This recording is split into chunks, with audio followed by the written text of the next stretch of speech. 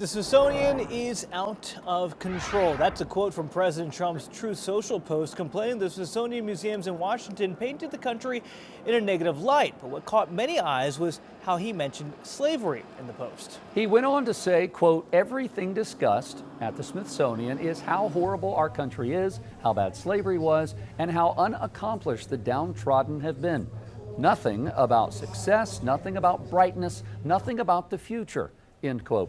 And this all comes after it was reported last week that the White House will assess the content of the Smithsonian for alignment with American ideals. All right, joining us now, our chief legal analyst, Khalif Rhodes. Khalif, I got a list of questions for you, but let's start here. What powers does the president have in determining what goes in the Smithsonian? Well, as the chair of the Smithsonian, he has a lot of power, and so because he sits in that dual capacity, in that dual role, he can.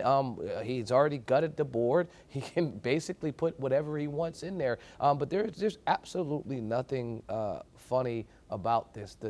There's always has to be some big, boogie monster in the room. In American history, there has been affirmative action, there has been DEI, there has been, Black Lives Matters, and now in this comment of woke, as he mentioned about 12 times in his most recent post, that it's too woke. The Smithsonian it's the last woke institution in America. Those are the types of things that rile up his base, that get folks frustrated and make someone else or something else the enemy. And so woke is wakening up, of making sure that you are not sleeping on the job, not knowing history, and now you've been awakened, enlightened to the history that is there. That is literally the baseline of what woke is.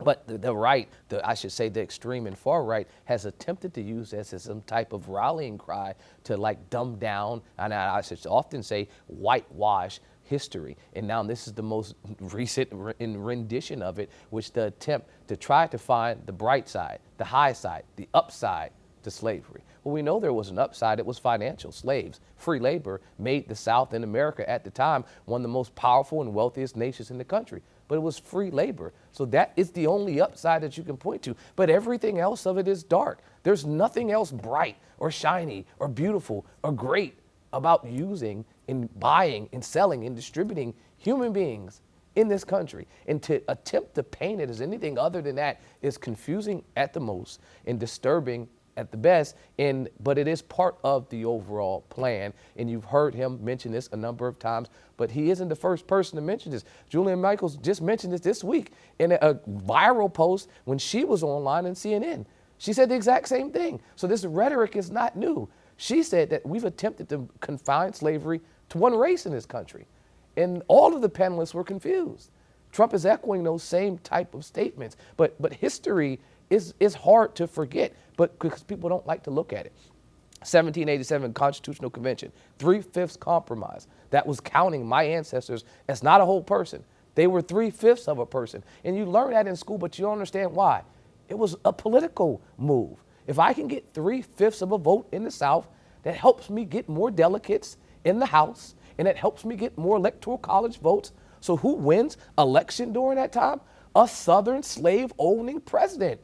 That's what that was about. But then when we become a whole person, a full person, it isn't there. It's when we get to the Fugitive Slave Act. Then I can say if any person runs away from work that they are given to go do, their owner can go get that person. They're not even calling us 3/5 then. And then when we're talking about capturing property, now you are a person. That's the history that the Smithsonian teaches, displays, ensuring that people don't forget those things that are clearly in our history, interwoven in the DNA and fabric and fiber of who we are as people.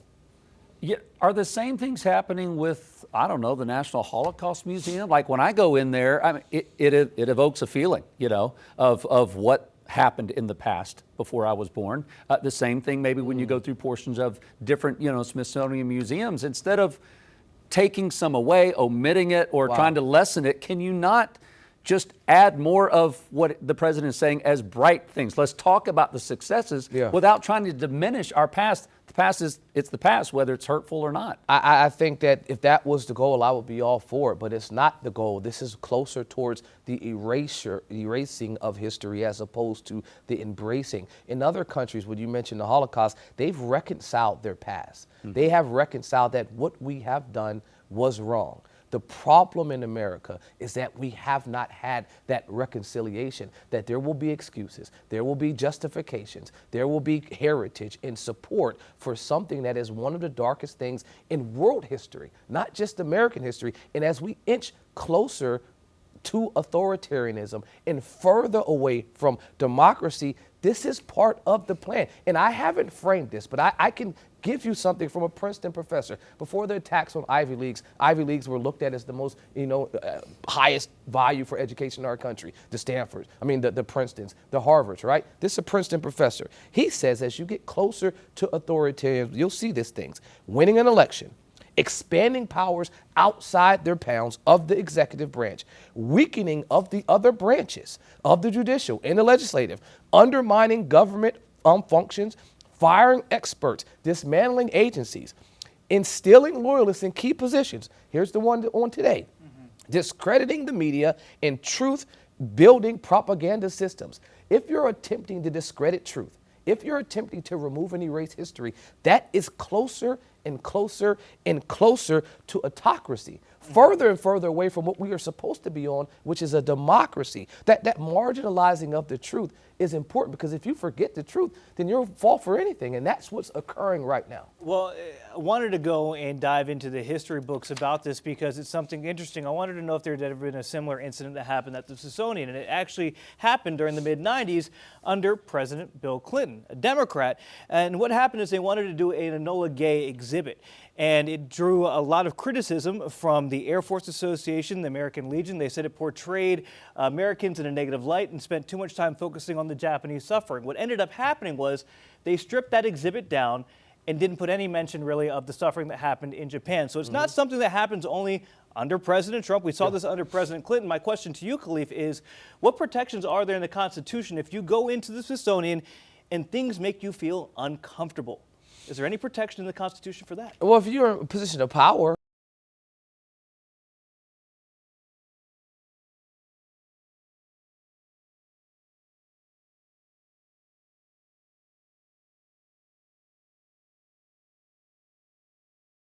having it reflect the things that you want to have it reflect. I think that it should. When you go to historical places, it should invoke an emotional response, which helps to trigger and remember that this is not just things you're reading about in the book, but it actually happened. One example I can give you guys is I remember going to the Edmund Pettus Bridge down in Selma, and I remember walking across it. And I explained this to my kids the other day because we looked at a picture of the bridge. I remember walking to the top and not being able to see anything. And then you get to the other side and you can see the entire ground. Well, what happened historically there? Bloody Tuesday.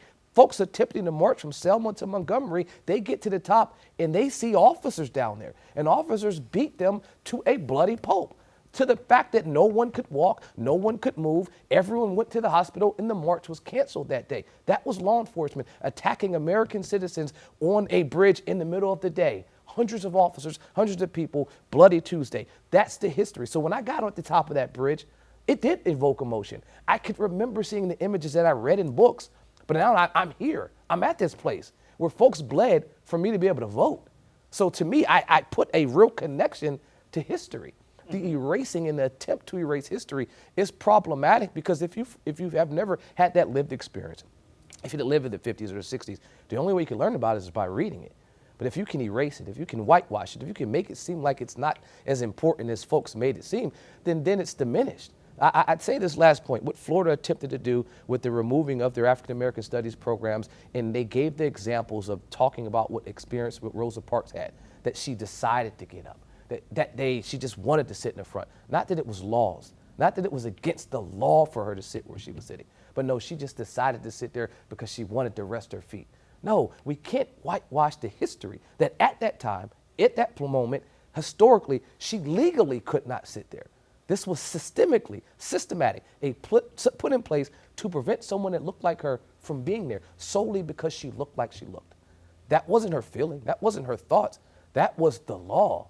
And she was blatantly breaking the law in willful disobedience. But those are the types of things when you attempt to change the wording, then that story just seems like, oh, it was just a normal day.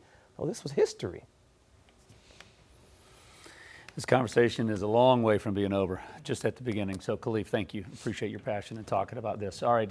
Queen City News Plus. Just search Queen City News on your smart TV's app store.